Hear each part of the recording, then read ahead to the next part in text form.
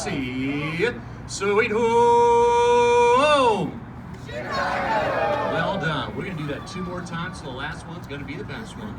Wave. Now, Captain Rambo is taking us down here on the river. That way. We have a fork in the road. Which way do we go? Well, if you go left, you can actually go out into East Chicago, where you'll notice East Chicago is lacking in a lot of skyscrapers because East Chicago's Lake Michigan. So that could be one way to get back to Ann Arbor, is that if you go left, go out into the lock system, you go into Lake Michigan, and then you could connect to the other Great Lakes and eventually make your way out into the Atlantic Ocean. Folks joining us from Rhode Island and Delaware and Pennsylvania, that can also be another way to commute home. But we're going to go right and see the 3 branches of the Chicago River. Now, the great thing about it is the Chicago River connects to the Mississippi River, and eventually it exits into the Gulf of Mexico. So for folks joining us from Louisiana and Texas, that could be a way for you guys to get back home if you like. Now, these waterways, they're what allows Chicago to become the 3rd most populated city in the U.S. as of this moment. But Houston, Texas, you guys are quickly jumping on the heels to take that over and get that bronze medal from us. So we'll see next time we do a river cruise if that changes. But way back when Chicago gets incorporated as a city in 1837, there was no planes, trains, or automobiles for the most part at that time period. We didn't build the Transcontinental Railroad. So sorry, John Candy and Steve Martin, for that. These water systems, they were the highway that put Chicago on the map and allowed it to trade its goods from the Midwest to all around the country and all across the world.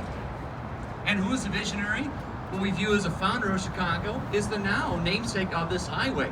This is Jean-Baptiste Point-du-Sable Lakeshore Drive. So your GPS signal will have like a mouthful to say if you're ever going on this iconic highway. Du-Sable's initiated from Haiti. He's of African descent, and he established his trading post here before Illinois actually became a state, which happens in 1818, because he saw the possibility in having a trading post along these water systems, and eventually that vision is going to pay off because later on American settlers are going to continue to kind of push that dream forward. And then the other great thing about this highway is as we make our way underneath, you guys get your first iconic shot of this beautiful skyline. Ladies and gentlemen, I want to welcome you to Sweet Home! Chicago!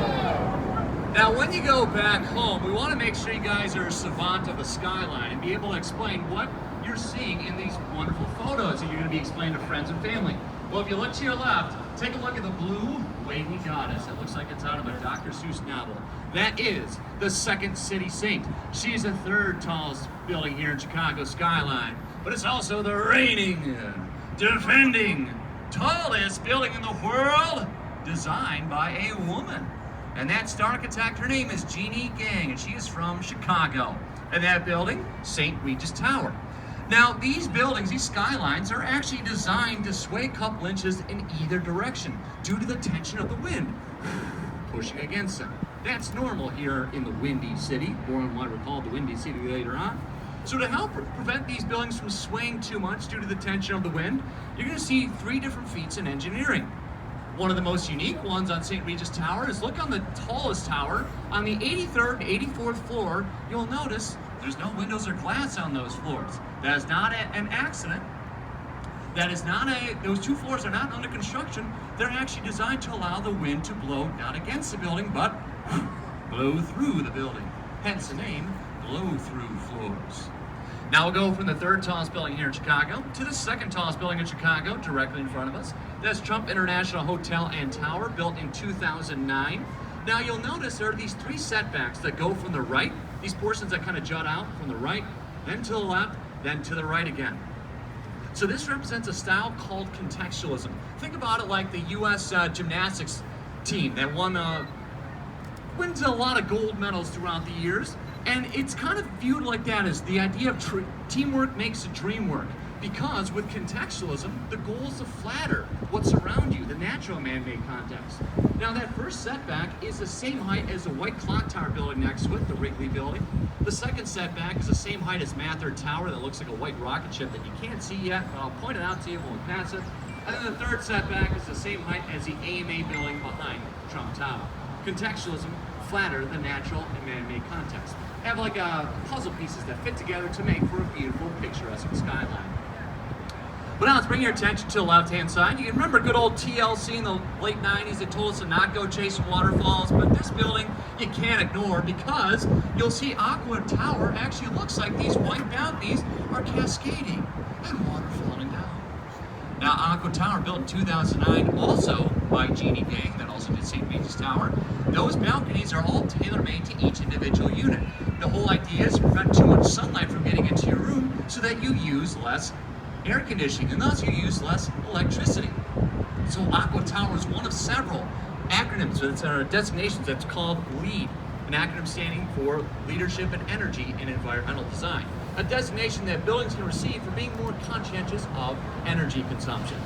And as you can find out, I was talking to our friends in New Orleans, it can get humid in Chicago, but this summer hasn't been too bad. And that's actually, it's due to the weather that we even get the name Chicago, because once upon a time, this whole area used to have like a swampy humidity kind of atmosphere around it. So the local indigenous populations that once upon a time occupied this area and still do, they actually gave us the name Chicago. It comes from the word Chikawa. Now there's no direct translation, but a very rough translation of what Chicago means is look to your right. You'll see at the top of Hotel Intercontinental this yellow onion dome. Well, rough translation is the stinky, smelly onion, the land of bad smells, or the smelly leak. Now that's the old Medina Shriners Athletic Club. Now that dome is no longer accessible, and something else that's not being used is that chimney stack behind it. That's an old Zeppelin mooring station. Can you imagine if Metallica wanted to make their way to Chicago and not show up in their private jet, but showed up in their private Zeppelin? What happened to all the Zeppelins? Well, the Hindenburg literally and figuratively had that idea go up in flames. Thankfully, Chicago didn't invest heavily in Zeppelin futures because they actually had their own Zeppelin disaster, the Wingfoot Express, that went down in downtown Chicago way back when, in 1919. But shortly thereafter that Wingfoot Express disaster, the Wrigley Building was actually going to be completed. At least a portion with the clock tower was done in 1921. But you'll notice there's actually a bridge in between the South and the North Tower that was completed in the early 1930s, connecting you to the North Tower, which was done in 1924. Now, this building has a little bit of a David Blaine appeal because it has an optical illusion in a way. Because there's 6 different shades of terracotta on the outside. It goes from being darker at the bottom to gradually lighter towards the top.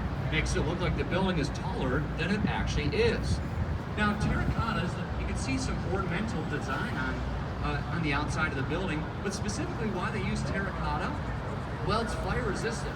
And you're going to find out that Chicago has a bad history of burning its city down. Hence the nickname, the Second City. This is Chicago 2.0. Now, there's actually over 250,000 glazed terracotta tiles on the exterior here today. Now, one other thing I want to talk about with Trump Tower is you've actually seen this building in a different skyline of the world and in some famous movies. So, get a great view of how tall it really is. Now, Adrian Smith of Skidmore, Owings & Merrill, Chicago-based architecture firm, he designed Trump Tower and the Burj Khalifa in Dubai, tallest building in the world here today. And you can see the resemblance between the two. Except the Burj Khalifa is over twice the height of Trump Tower. To give you some perspective of how we continue to build tall buildings across the world.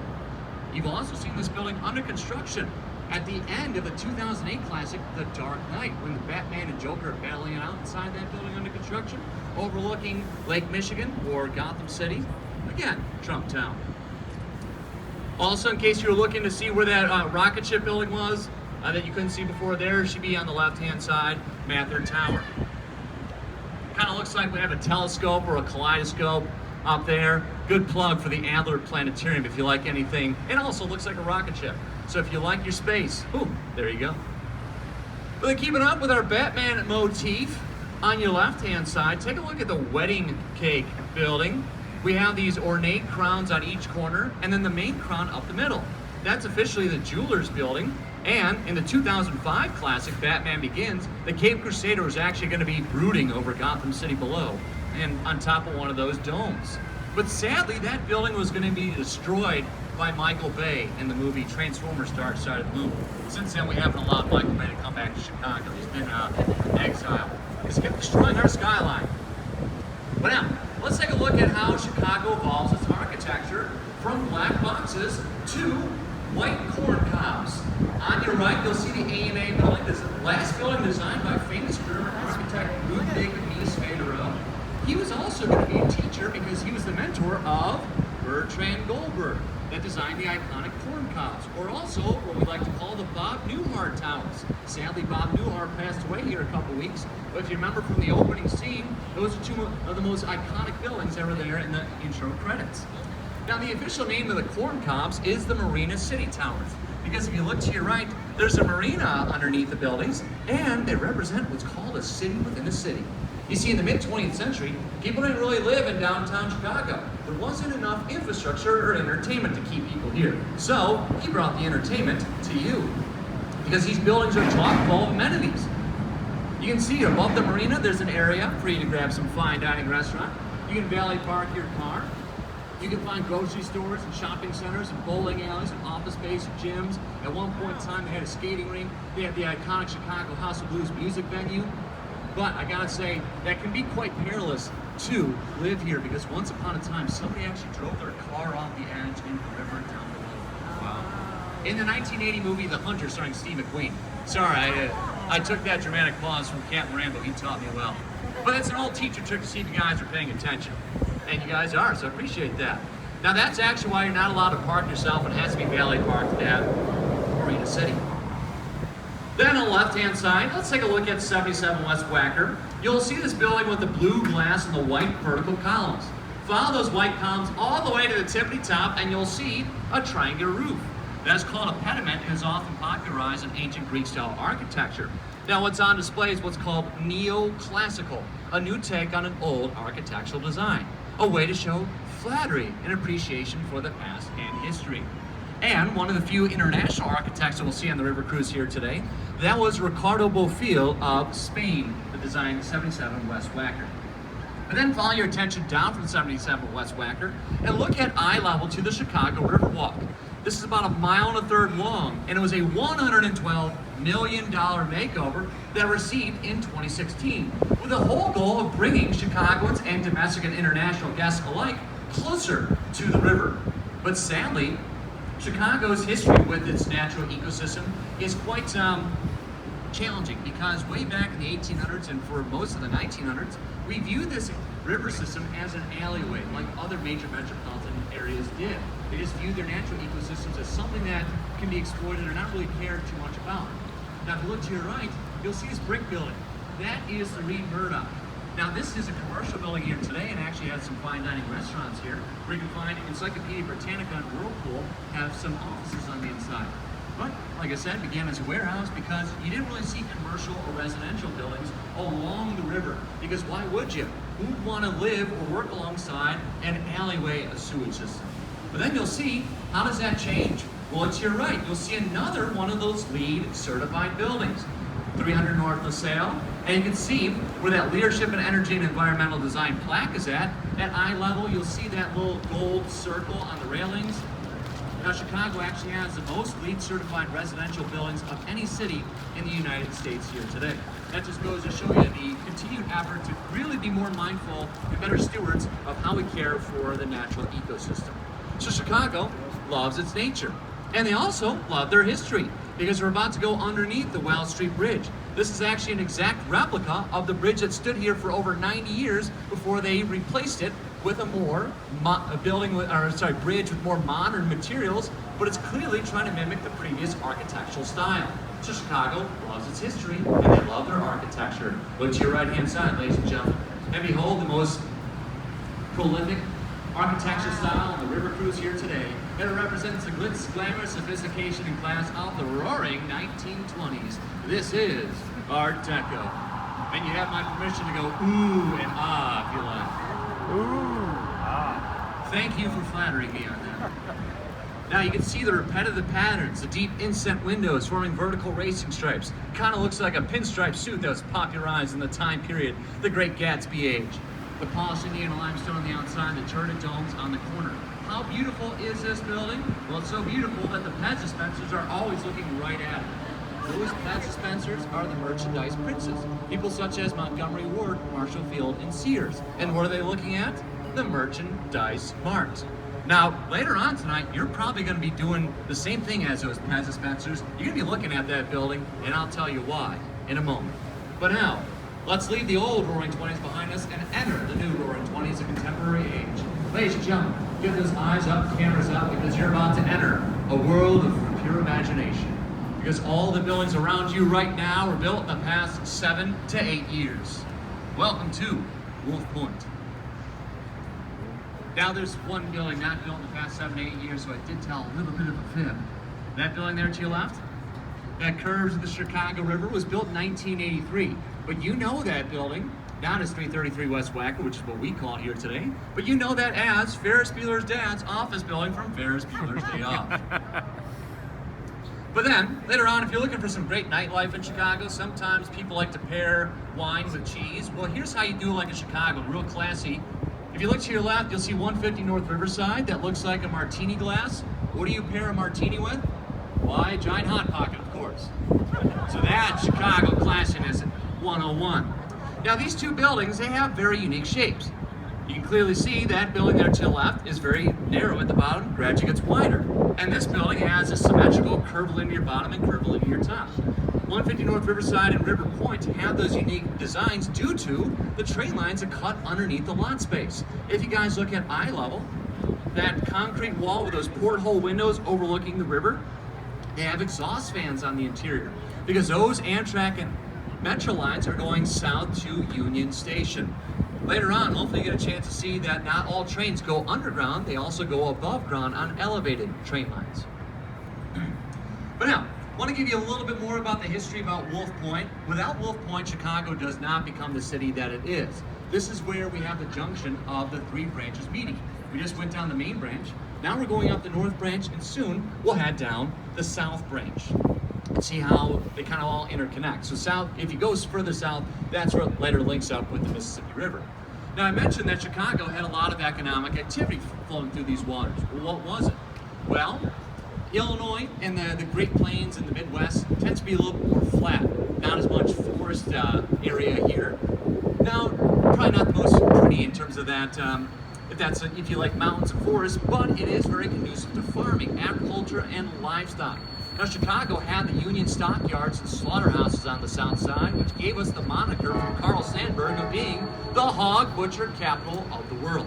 And after the livestock was processed, it was then kept in freezers such as that Peach building there to your left. That is Fulton House that was built in 1898, oldest building you'll see along the river cruise here today. Now, it's no longer a meat freezer, it's since been converted to condos. Now, another Chicago landmark is over here to your right.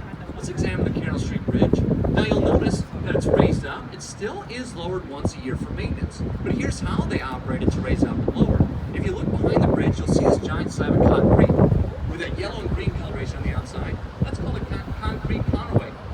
How it works is if you want to raise the bridge, you lower the concrete conway and vice versa. So it has a name of what's called trunnion bascule, which essentially translates to seesaw teeter-totter.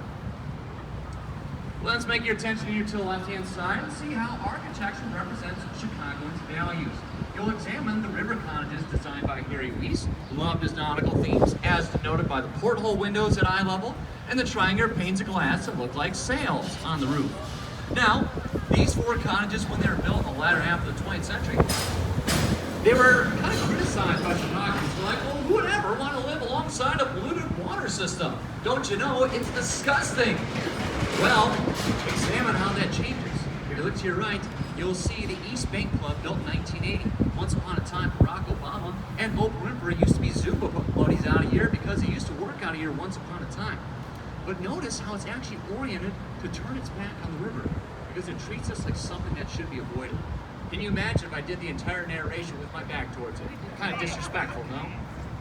But then, look, 21 years after that, 2001, and examine the Kinsey Park townhomes that are actually designed to look towards the river, as denoted by these patios, porches, windows, and doors that no longer see the river as something that should be avoided, but beautiful gateway of possibilities that we should look towards. It all happens in 21 years. Now I'm going to jump off the microphone here for a bit and just do a little bit of housekeeping just to see how everyone's adventure is so far. Also want to see how the volume is. Is it too high, too low? Is my narration too fast, too slow? And if you have any questions, please let me know. Also, go and visit Frank in the back and grab yourself a drink or a snack and use the restrooms as well. I'll be back on the microphone here in about 2 minutes. So just kind of saunter around and see how you guys are doing.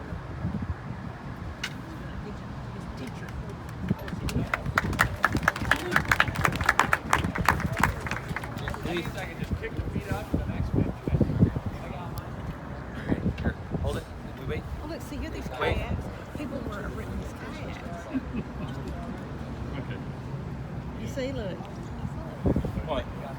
There were written kayaks down there, and I see here's some people that rented some, I guess, paddling down.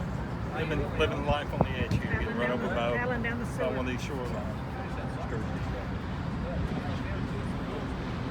Are we turning